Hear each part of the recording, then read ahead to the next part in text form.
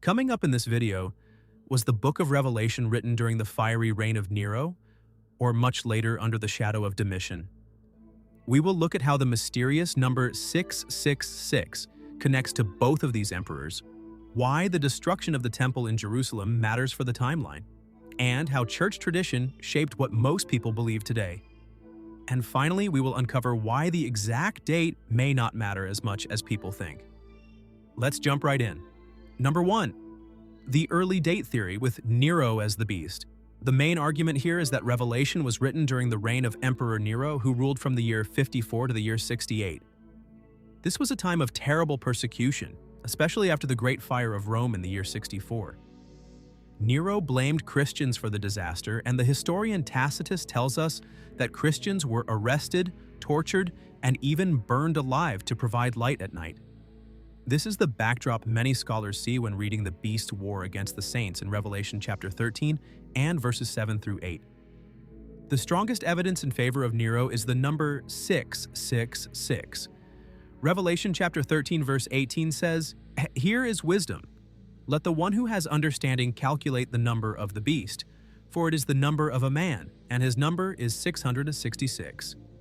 When the name Nero Caesar is transliterated into Hebrew letters, the total adds up exactly to 666.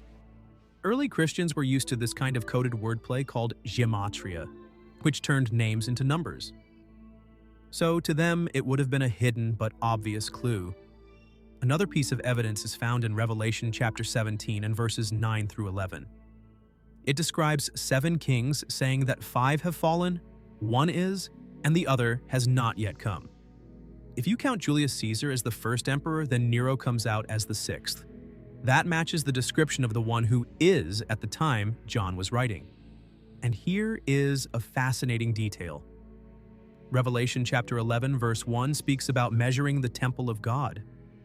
Some scholars believe this language suggests the temple in Jerusalem was still standing. If so, Revelation must have been written before the temple's destruction in the year 70. That would firmly place the book in the mid to late 60s during Nero's rule. But hold on, the story is not that simple. Number 2. The late date theory, with Domitian as the beast. This argument places Revelation around the year 95 or 96 during the reign of Emperor Domitian. Unlike Nero, who was known for his cruelty but mainly targeted Christians in Rome, Domitian ruled with absolute authority across the empire. He was famous for demanding to be called Lord and God, and those who refused to participate in emperor worship faced serious consequences. The earliest external testimony also supports this view. The church father Irenaeus, writing around the year 180, stated that Revelation was seen toward the end of Domitian's reign. Because Irenaeus lived only about a century after the book was written and was closely connected to earlier Christian teachers, his testimony carries real weight. The persecution described in Revelation also seems broader than what happened under Nero. The letters to the 7 churches in Revelation chapters 2 and 3 warn multiple congregations in Asia Minor about suffering, martyrdom, and pressure to worship the beast. This wider scope of persecution fits Domitian's empire more than Nero's localized violence in Rome. Another striking piece of evidence is found in Revelation chapter 13.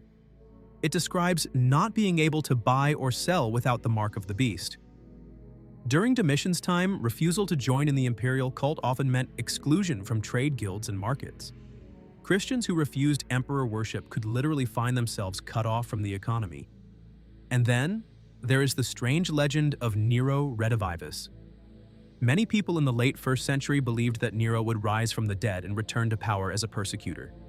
Domitian was so cruel that people nicknamed him a second Nero. Revelation chapter 17 verse 8 describes the beast that was, is not, and will come again.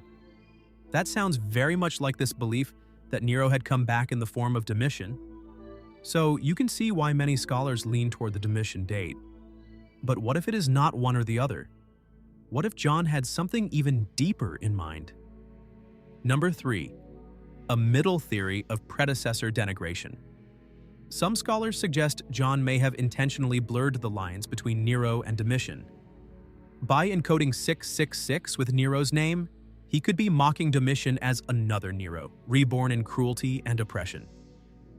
In this way, Revelation might have been written later in the 90s, but it still ties the beast imagery to Nero's infamous legacy. This also fits John's broader theme. The beast is not just about one emperor, but about the ongoing spirit of empire that sets itself against God. Nero may have been the original face of the beast, and Domitian was his successor in cruelty. The coded reference to Nero would remind Christians that tyrants may change, but the beastly power behind them remains the same. And that is a message that echoes far beyond the first century. So, you see, whether Revelation was written in the 60s during Nero's persecution or in the 90s under Domitian, the central point of the book does not change. Revelation unmasks worldly powers that demand ultimate allegiance and shows them for what they are: beastly forces energized by rebellion against God. The book warns Christians of persecution, calls them to endurance, and points them to the Lamb who has already triumphed. Throughout history, believers have recognized the beastly pattern in different empires and leaders who demanded worship, loyalty, or obedience that belongs only to God. This is why the exact date of Revelation, while important for scholars, is not the key to understanding its message. The vision John saw speaks across centuries, assuring Christians that no matter the emperor, no matter the empire, Jesus Christ reigns and his victory is certain. As always, don't forget to like, share, and subscribe.